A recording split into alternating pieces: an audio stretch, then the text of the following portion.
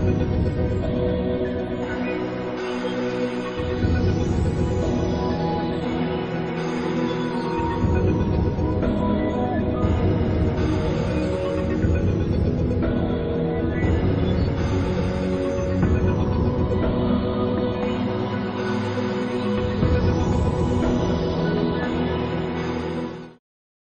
alaikum and welcome to the next session on Business Case Study, a self-study guide. I'm Yalman Ansari, and before we start today's session, we'll do a real quick recap on our last session, in which we discussed about case study and its importance, the rules of the game that you have to keep in your mind when attempting a case study, and what to expect in classroom session for that, how you actually prepare for case studies. In today's session, we are going to talk about how we actually look at the expectations of teacher and how we can actually adapt ourselves, prepare ourselves to act accordingly. For that, we have to understand how the teacher assesses us, assesses the students. By knowing how that assessment takes place, students would be able to understand the key points that they need to focus on to better prepare themselves for case study preparation before they come to class. And today's session is going to cover this aspect of how to better prepare for case study.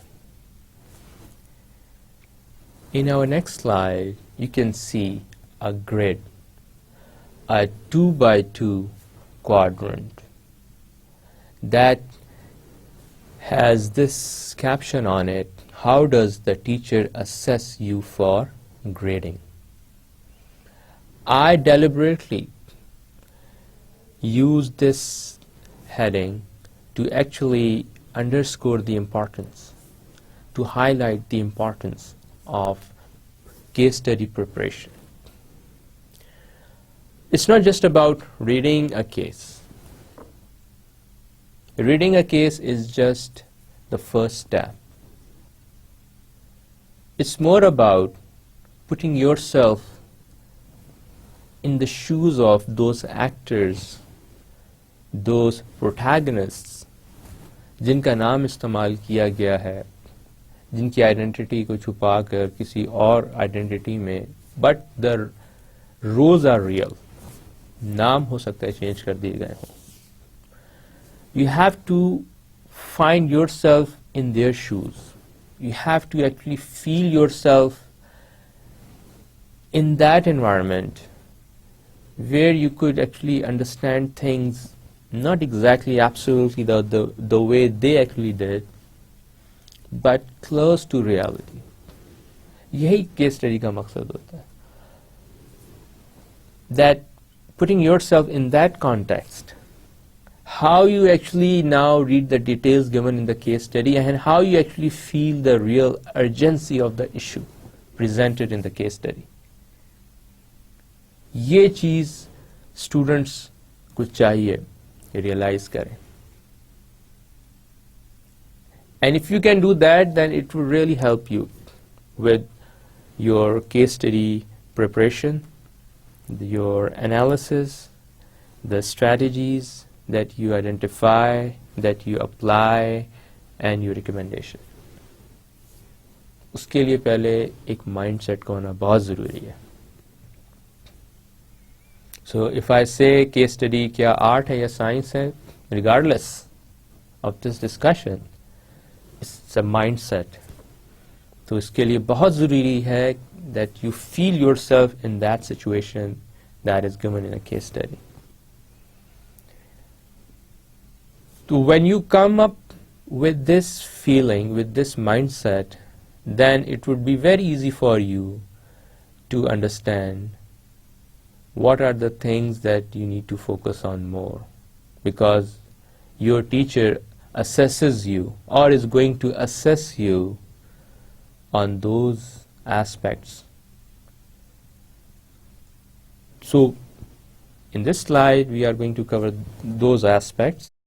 I have actually left this slide purposely blank for you to first understand what's this all about, because I'm sure if not many of you, some of you would still be thinking about, because that might be their first interaction. They've never seen this thing before, because our audience is quite large and we have people coming from all different walks of life with different backgrounds, with different prior education and all. So in business case studies, when we talk about preparation for business case studies and management tools, strategies, all that, we don't really have anything else to rely on but the brain, the knowledge work. That's why business graduates are called the knowledge workers. And the tool that we use, most of the time, it is just like this, the one that you are looking at on the screen. It's just like a plain simple 2x2 quadrant. And how it actually helps business students, this we are going to explain, and then we'll see its relevance to case study methodology.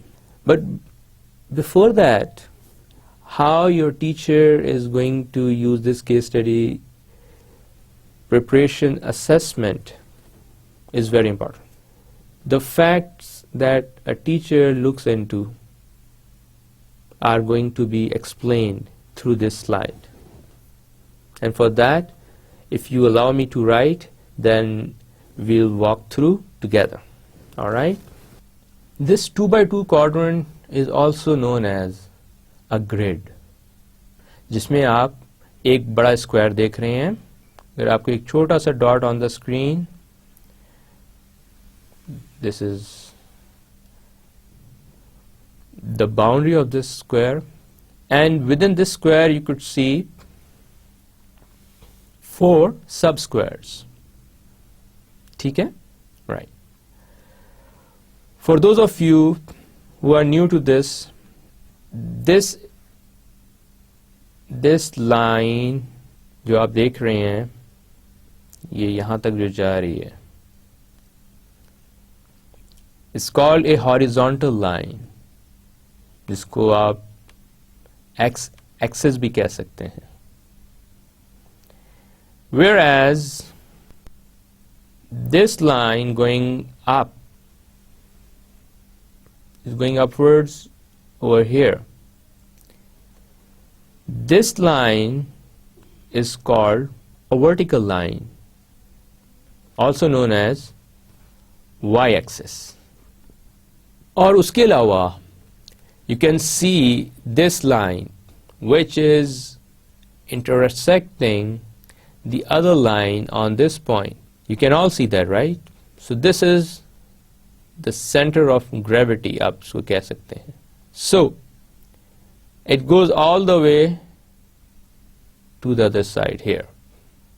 Likewise, this line starting from here goes upward, intersecting at this point and going all the way up here.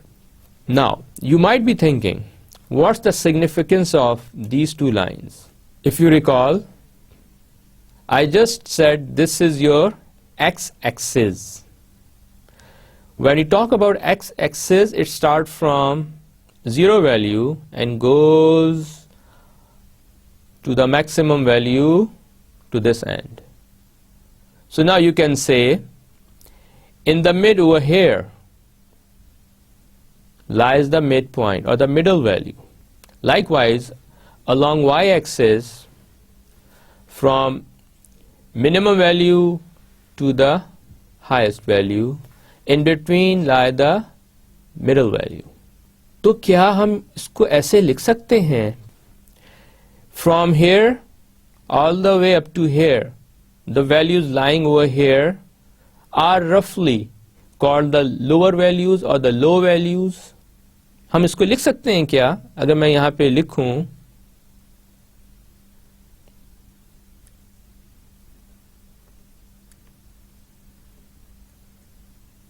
low,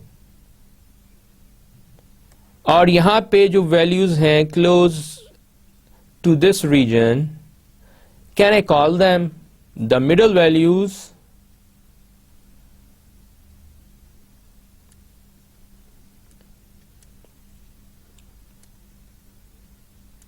And the values that are here, right? Can I call them the highest values or higher values, or just simple high?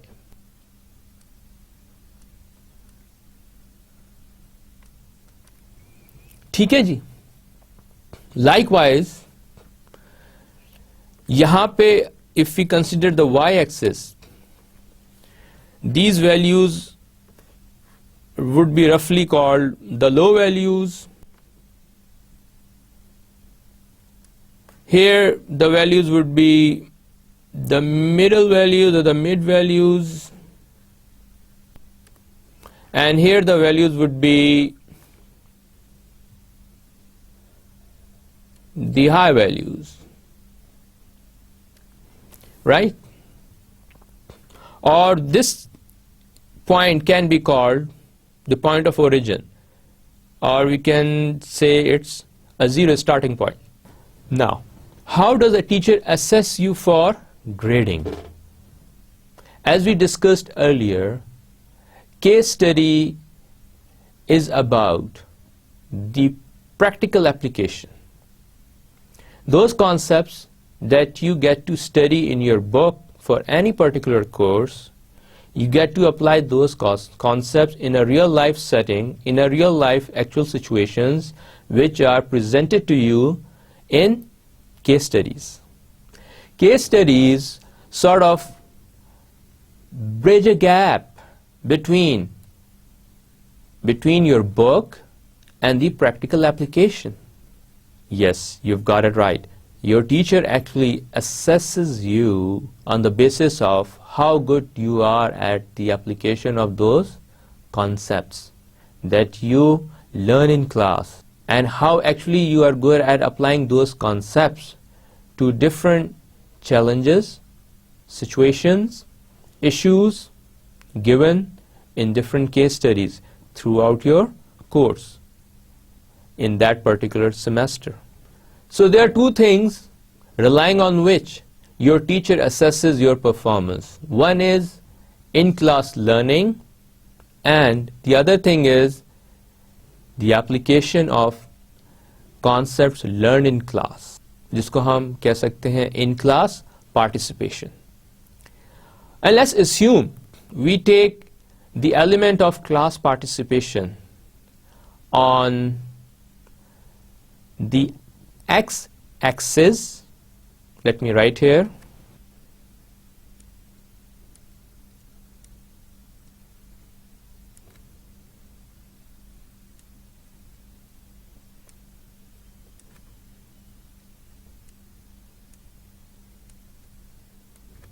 And on y-axis, we take in-class learning.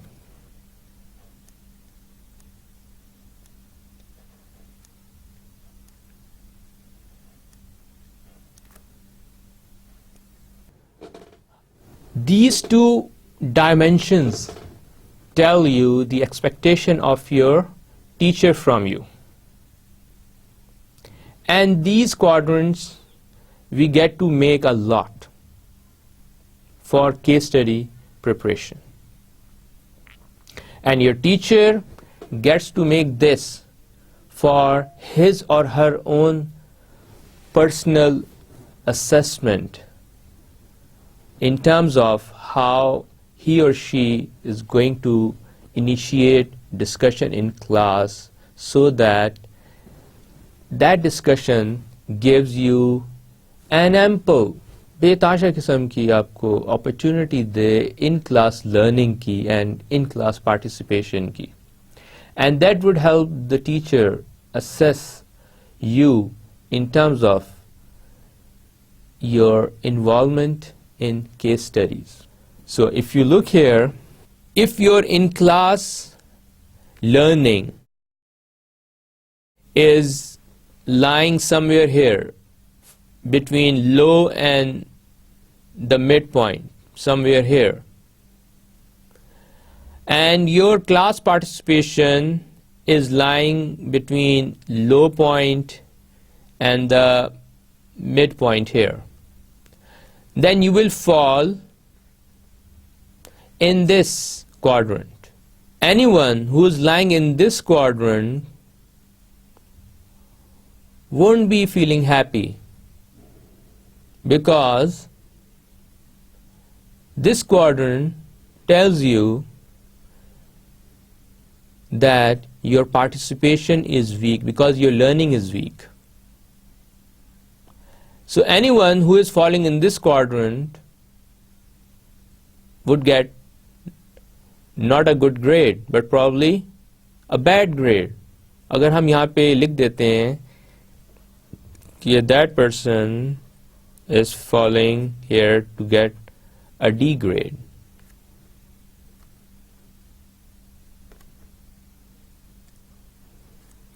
Versus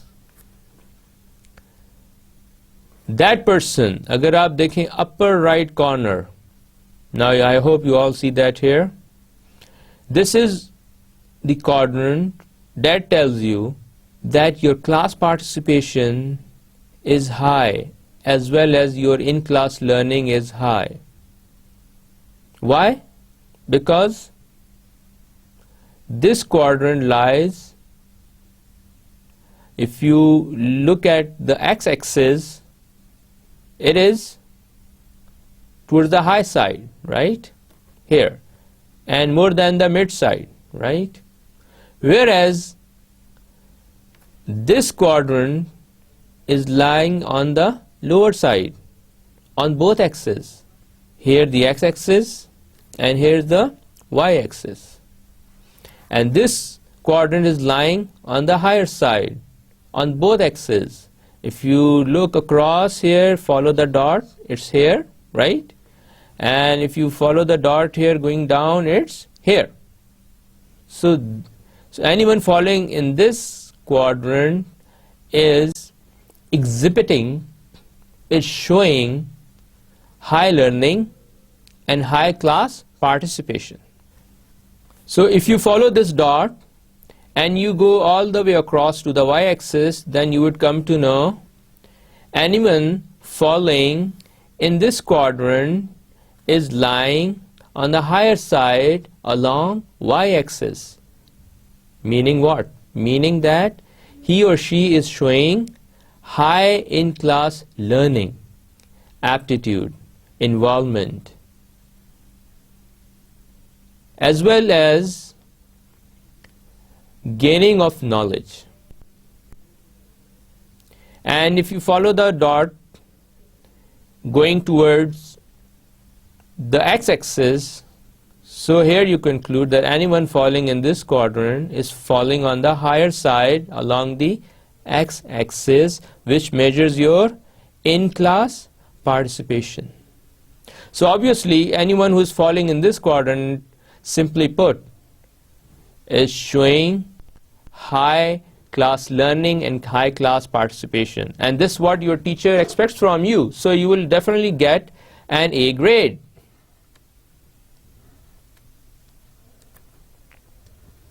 Similarly, if we consider this quadrant, anyone who is falling in this quadrant is showing what?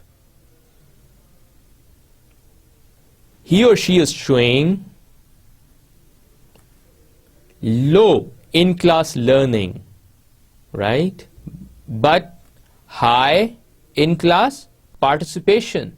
Okay, that student is showing little involvement in in-class learning, but the class participation is quite higher, meaning he might or she might be participating in class, in taking part in the exercises that teacher initiates, or the questions that the teacher encourages students to ask, or to come up with their observation or remarks or comments.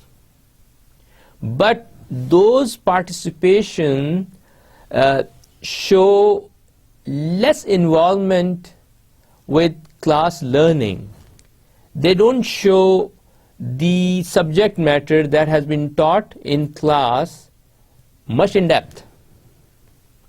So participation wise, these students are okay, but they are not able to show the conceptual understanding through their class participation. So a student lying in this quadrant is exhibiting two characteristics. One is low class learning, and the second is high class participation. Is it possible? Yes. In some cases it happens that students are less involved in class learning activities, but they actively participate in other activities which happen in class during the case discussion session, like questioning, like presentation, like involving in a discussion session, like role playing, and so on. So it depends on teacher preference if you are lying in this quadrant, because some teachers really appreciate students in class participation despite low learning, because they think through this participation students would be encouraged to apply those class learnings slowly and gradually on a higher level. Yet there are other teachers who have a preference to actually assess students on the basis of their in-class learning more rather than their class participation. So it depends. In my case, I would say most of the students participate actively in class, while learning low tend to learn higher gradually with the passage of time. So I would consider those students learning to apply more concepts. So I would consider them for a C grade. Obviously, their learning is little low and their participation is little more, but learning is more important. If you don't learn, then how are you going to apply those concepts? If you look at this quadrant on the upper left corner, here any student who's falling here is high on in-class learning but low on in-class participation. So obviously a candidate for a B grade, because at least this student is learning the concepts and all it needs is a little bit encouragement, motivation to participate in class. That's how your teacher assesses you and assigns grades. So what does it mean to you? And how is it more important for you? If you look at the spread of these grades, it goes like this: from D to C, and from C to B, and from B to A. You can assess yourself also on your own. If you are less class participative and less learner in terms of learning in class, then you can see where you lie, either here or here. And then you can chart out a path for yourself to see if you want to get an A grade. And these are the expectations that you have to meet of your teacher. So this quadrant's understanding is very important, because we'll use this quadrant for many other tools as well. And if you have already understood this concept of in-class participation and in-class learning over this quadrant, then I think you have understood how this quadrant actually works, which is also good for later application and understanding of the concepts that we come to deal with. Now, how do we approach cases? How do we analyze cases? How do we see big picture, then small picture? And how do we see small picture and big picture? These are the questions that we get to deal with when it comes to dealing with case analysis. Earlier we have talked about the acronym of CASE, where C stands for critical incident, A stands for analysis, S stands for solution, and E stands for explanation.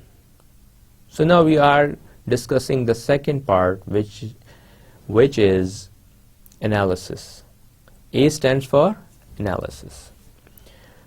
Under that, the analysis portion involves looking at the problem, looking at the critical incident, looking at the issue or a challenge, looking at the problem at hand. But how? That's the question.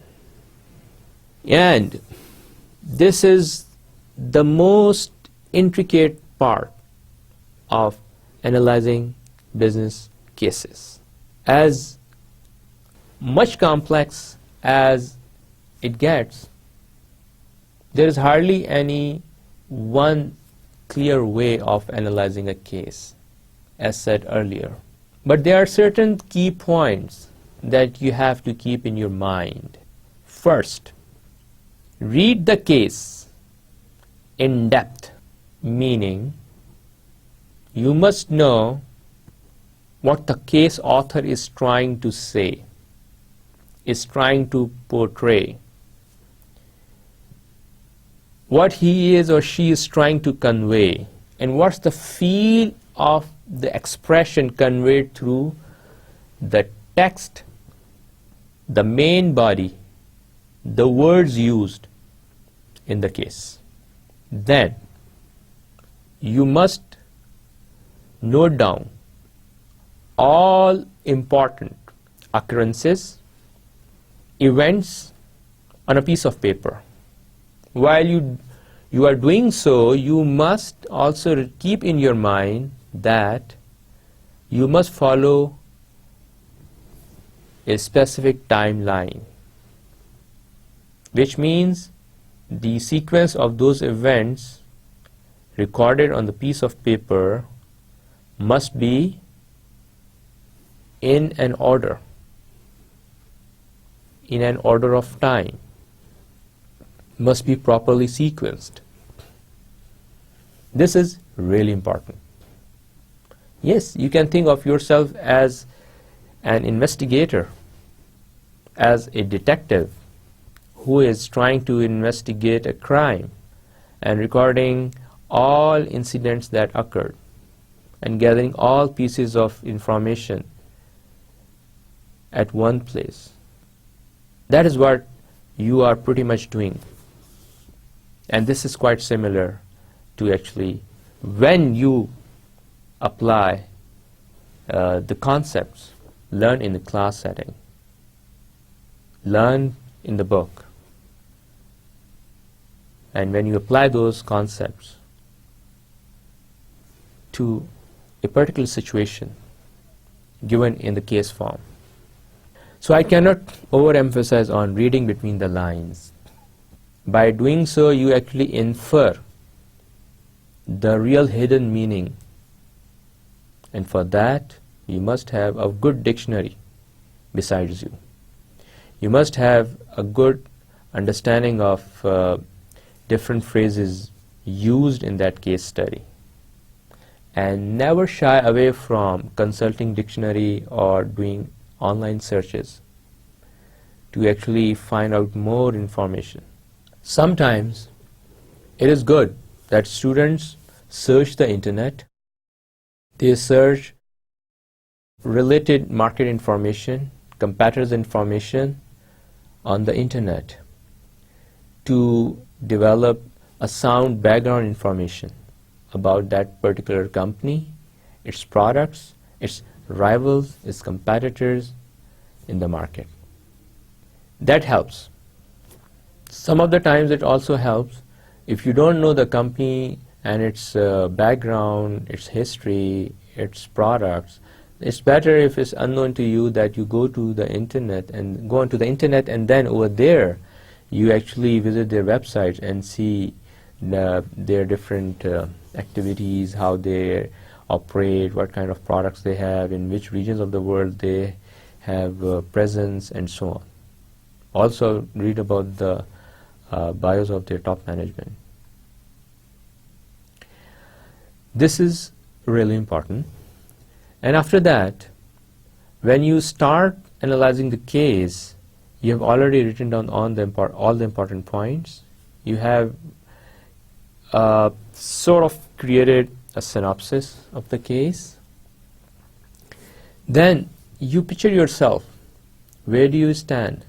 Obviously, you stand in the place of the person who is the main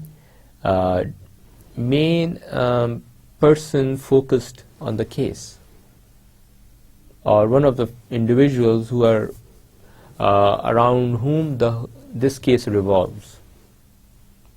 So if you consider yourself in that position, then you actually have the look and feel of the situations, circumstances discussed, given in a case. After having done that, now you are slowly and gradually immersing yourself. Yes, you are now immersing yourself in the water, slowly and gradually. And this is what a good case analyst has got to be. Because now you are actually feeling the tides that are coming over to you, the waves that are coming over to you. And now you are developing that frame of mind, that mindset, which is actually needed for a proper analysis of a case. Yes, you can say if you don't have that proper mindset established earlier, then you won't be able to analyze that case properly or in realistic terms. It's exactly the same phrase like seeing is believing and seeing is doing. When you see something, you actually believe that thing. When you see something, then you actually do that thing. So you have to have that special mindset in place, right? So now after this, what you have to do now is look at the issue discussed and try to understand the complexities involved in that issue. And then from that issue, look around and see who are the affectees, what are the influences around this issue, what are the causes around this issue. There are certain ostensible causes which are not the real causes, but seemingly they may seem to be. And there are some real causes, but they are hidden causes, which are not easily identifiable. So, by assessing the external environment around those causes or issues, you are taking into account all those possible external influences. And don't forget to write them in points so that you understand the overall situation, complexity of that situation, intricacy of that situation, that how different elements are impacting each other and how they are interrelated with each other. And then you go further out and see around what other factors are out there that are directly related to the problem at hand and indirectly related to a problem at hand. By that I mean problem in the case study. It is very important because several case studies include lots of information and some of them might be irrelevant. And their presence is just to give you an understanding of the prevailing situation. But they might not have a direct bearing on the outcomes of that case. So by looking into that information, you can easily decide which one to choose and which one not to. Now, this process is called looking at a small picture and then looking at a bigger picture. And this process is also called doing case analysis by inductive method. Inductive method, where you first look at the issue, the small picture, the specific issue, the small picture, and then you go outwards like this and expand it like this to see the bigger picture. This method is called inductive method.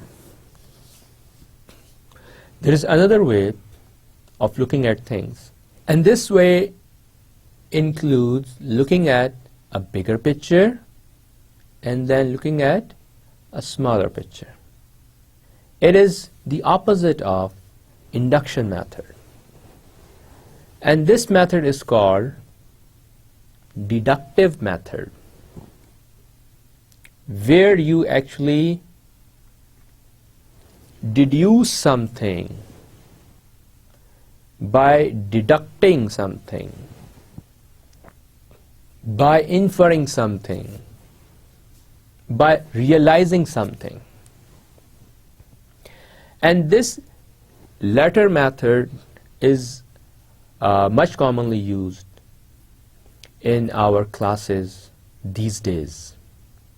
And students are exposed to case study analysis through deductive method, which involves first look at the environment, the bigger picture, the external forces, or the externalities, and then slowly and gradually narrowing it down to the main issue that is presented in the case to you. Whereas the inductive method is looking at the problem first and then looking at the broader picture later, thereby establishing a connection between the problem and the environment. Now, it's your call, it's your choice, which method you want to choose.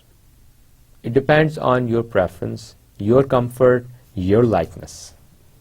If you ask me which one is easier, I would say the second method is easier, which is looking at the bigger picture first and then looking at the specific issue later. Why is that? It is because students are taught concepts in class which are later expected to be applied to those issues, problems, challenges presented in cases. So it's much easier for students to actually relate to that external environment through the tools taught to them in class. For example, Porter 5 forces model. Because it is very easy for anyone to look at the overall market forces, look at the product alternatives, look at the buyer or the seller bargaining powers, look at the threat of competition, look at the bargaining power of suppliers, and so on. Or by applying Pastelli model, which is basically about your external forces that relate to political, economical, social, technological, environmental, legal, and ethical issues.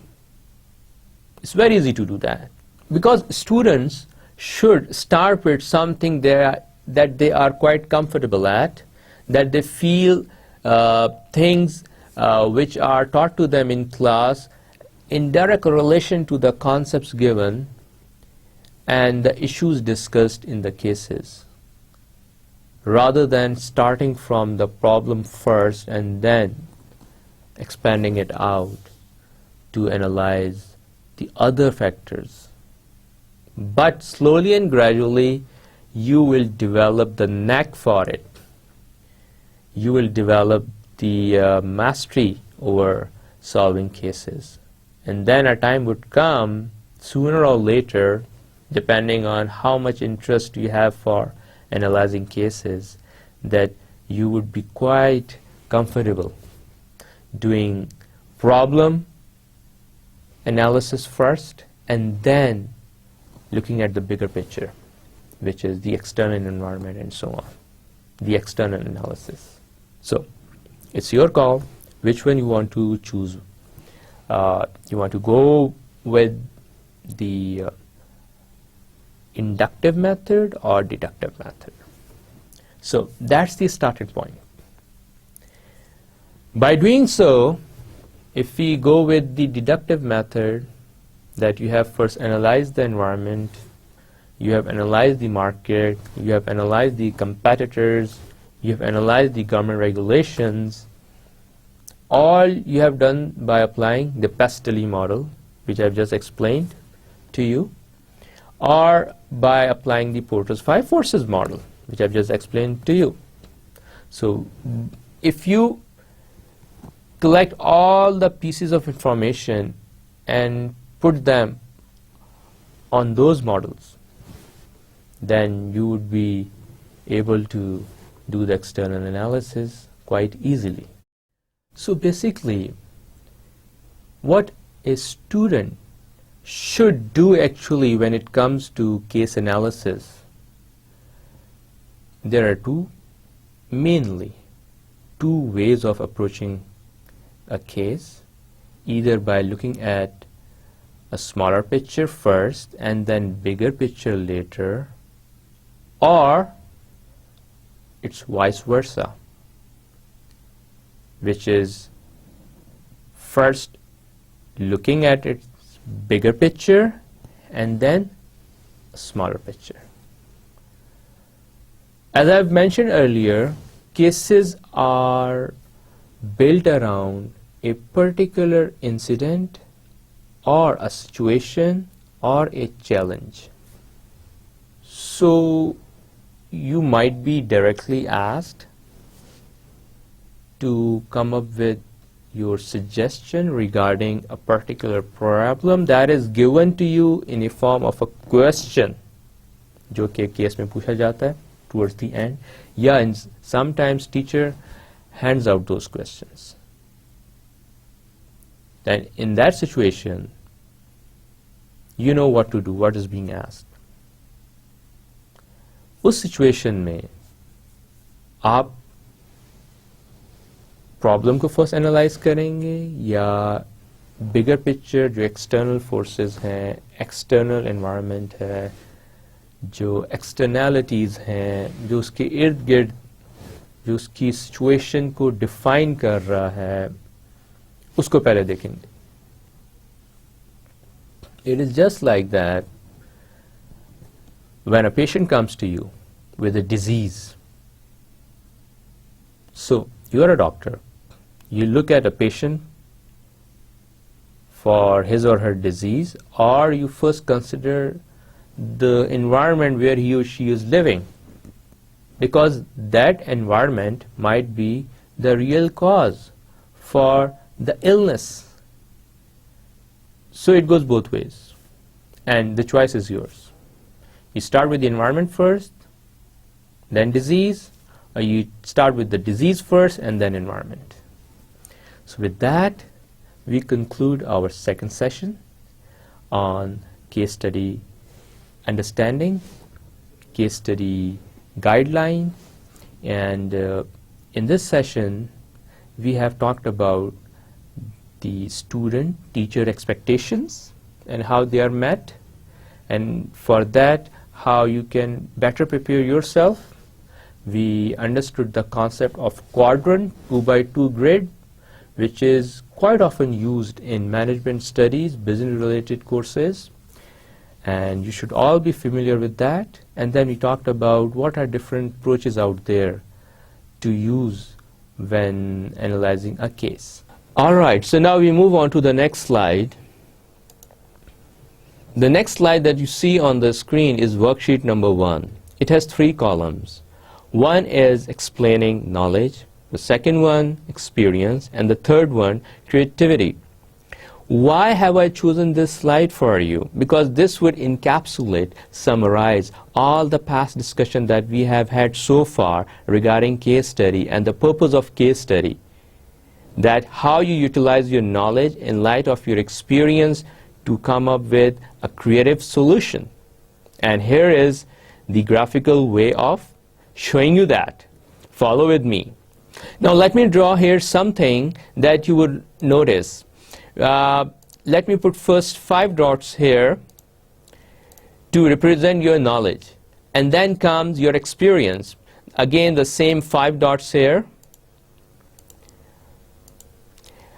The difference between knowledge and experience is that the knowledge you have, you know, in light of your experience, how to put it to a good use, how to put it to work. So here you gaining the advantage of your knowledge in light of your experience, you make it in a more usable form.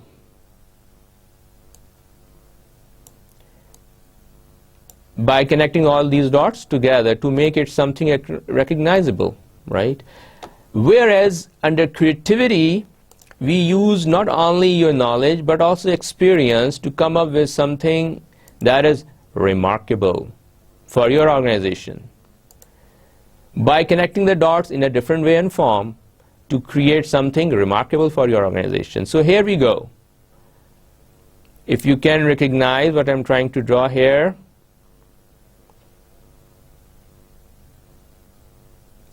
it's a star, right?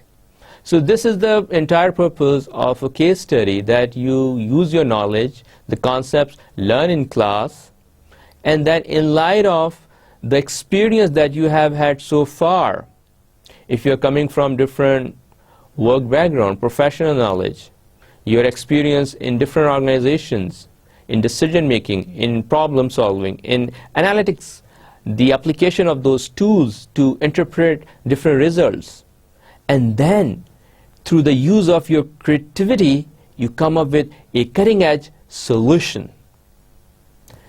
And this is the entire purpose of case study, to sharpen your knowledge, to make you a brighter candidate for organizational challenges. And this is what we're going to do today. Now let me move on to the next slide. This is worksheet number 2. This is the worksheet that you would use to record, to capture all the relevant information regarding the case presented to you. Your teacher will assess you based on the information provided in the case study, in the guidance that is given to you, and the appendices which may form a part of a case study containing additional information. So you might want to record and go through all those key points before you come to class, before you actually prepare for case discussion face to face. So we will use this sheet for collecting all that information. Now let's talk about a case. How does it look? And what are the important aspects of a case? So here I'm bringing to you a very simple case called a caselet. Let's talk about it. All right, so now we are here on a case that is titled Micronet Broadband, a chance to win a customer. This case has been prepared by me and with the help of some of my students, namely I have to mention their cooperation coming from Aisha, Fatma, Maria and Sumaya. This case was prepared under the guidance and direction of Dr. Kassir Abbas, department head of our Department of Management Sciences, and he gave me this opportunity to actually write a case on that. Now, let's talk about it. There is a dilemma given. There is a problem that is given that you have to solve. And what is that problem? Let's talk about it. Micronet is an organization that provides DSL services home to home. That is the internet services. And this case study actually talks about a customer-related challenge that the company is facing and how the company is about to solve that issue. And it seeks your help in the form of a case study. So what's the issue? Let's talk about it. Here is the dilemma. Our dilemma kya hai? The meeting was just over, and Mohsin Hamid was on his way back to his customer relationship department, thinking over the points of the meeting. Customers have always been a backbone of any business, and that was why the meeting was convened of all the area and location managers at the company's head office to analyze customers' retention rate. Mohsin handles all queries and complaints regarding service-related issues at the head office and remain constantly in touch with all the managers within his assigned region. So, here we talk about a meeting that just concluded, and Mohsin Hamid is back on his way to his office, to his cube, to actually talk about what are the points that discussed in the meeting with his colleagues. As he goes straight to his desk to start his work, a printed email was already placed on his desk, which read as follows.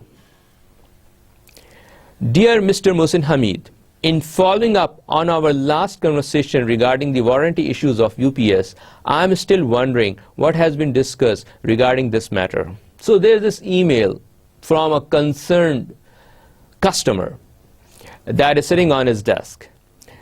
If I recall, in our last conversation, you mentioned that the matter was still under consideration, that you would get back on it. However, the following email has just been received yesterday by us from you, unless it's an automatically generated email. So what happened after that discussion was over with the customer, an email was received by the customer. The following email just announces the decision without even referring to customers' genuine concerns. These concerns are once again mentioned below. और वो क्या है concerns customer के? वो ये है, number one, upon installation, there was no warranty card of the UPS given to us last November 2013.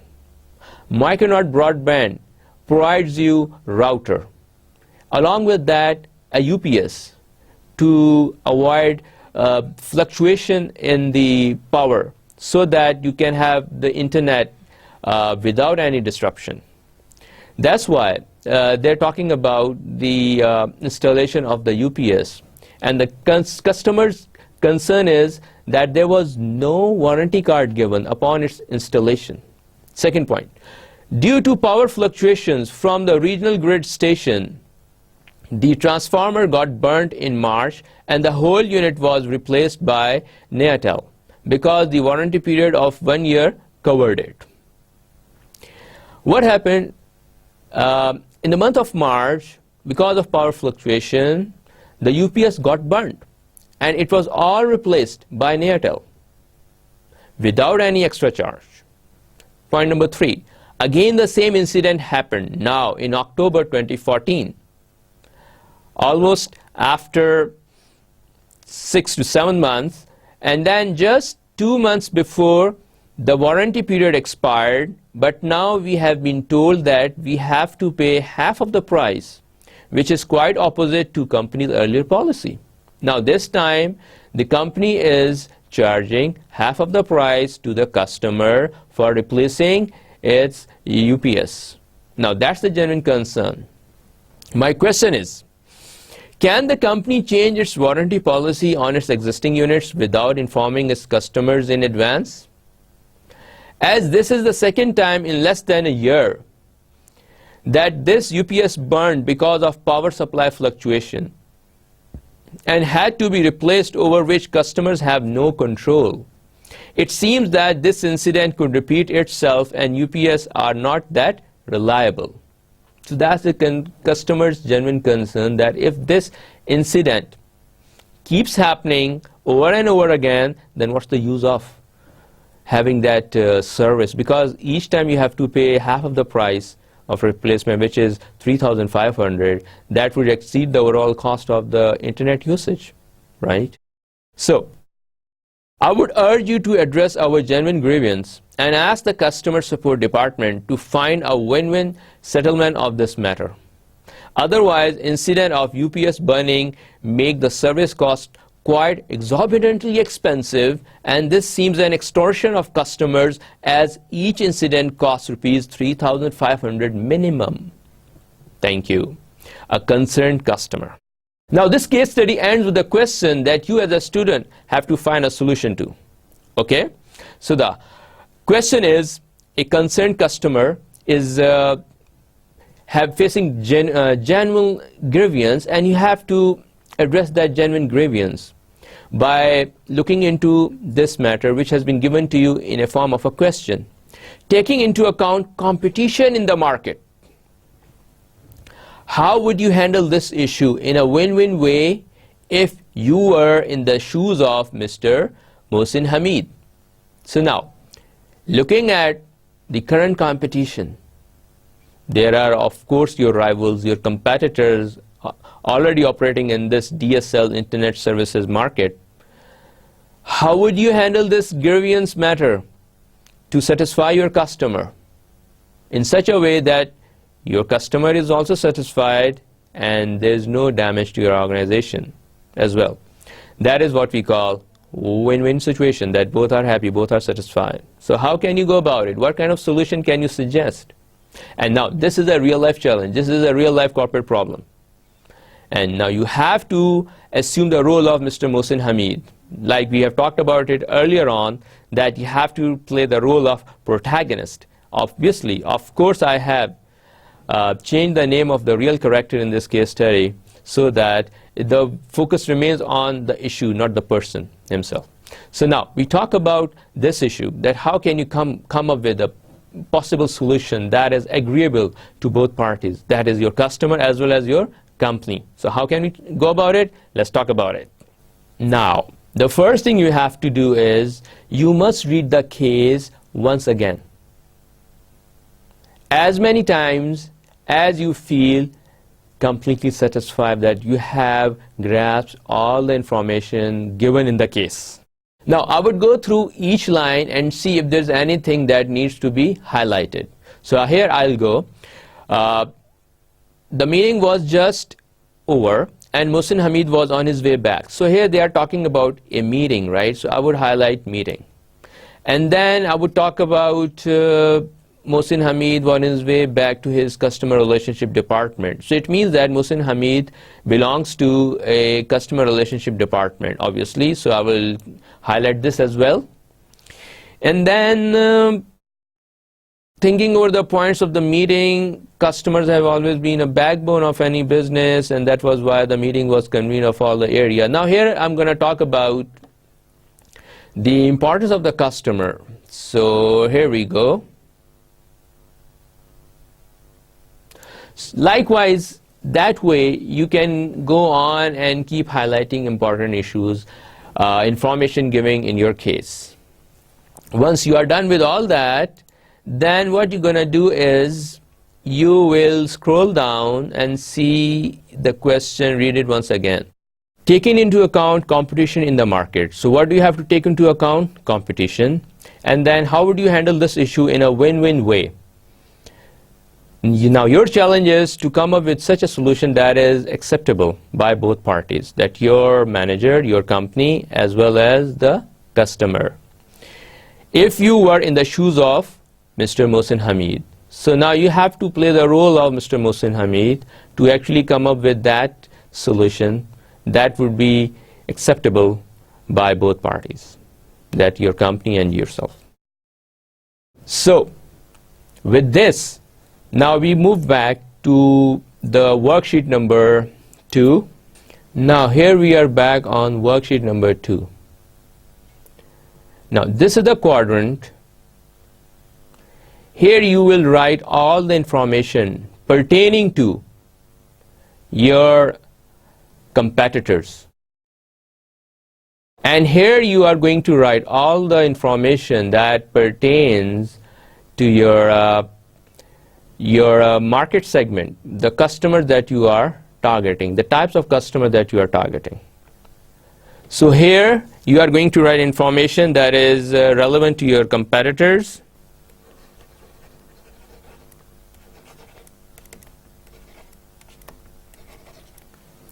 And here you are going to write information that is related to your target market.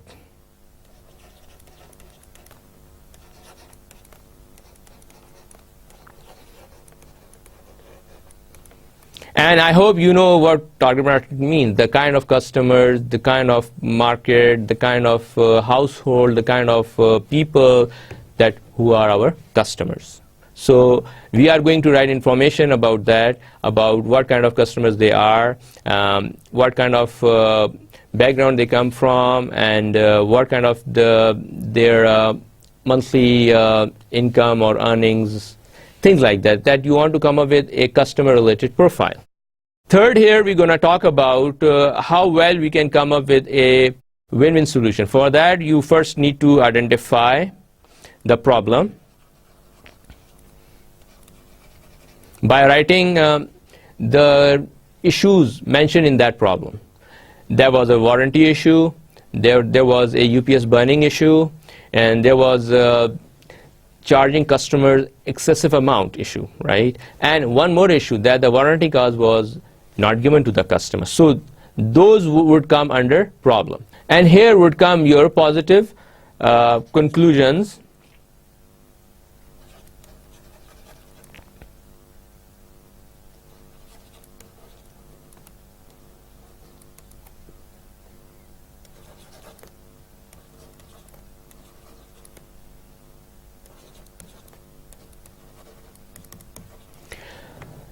When you talk about finding a win-win solution, we talk about different alternatives. So you're going to list down all those alternatives here, another aspect of your solution that you want to come up with, that you want to compare, and then you would come up with which one to go with.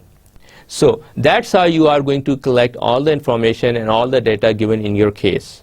So worksheet number 2 talks about the competitors information, the target market information, the problem at hand, and the alternative solution that you want to suggest. Now here we are on the next slide, which gives you a link to an online resource on case study analysis tools. And let me show you that tool to you. Now here we are on the website that gives you case study tools which you can use at your convenience to solve different cases given to you. And the beauty of this online resource is that it gives you all relevant, all related business case study tools with explanation and how to actually implement them in terms of analyzing different issues, challenges, and coming up with different solutions to different problems. So it not only gives you the understanding of those tools, but also it helps you in implementing those, how you actually apply these tools to different concepts, situations, challenges given. So let me scroll down a little bit here. As you can see, it has different material banks under each link: business process change, corporate parenting, e-business, emergent strategies, marketing, and managing strategic change. And you can explore each tab further to get more insights.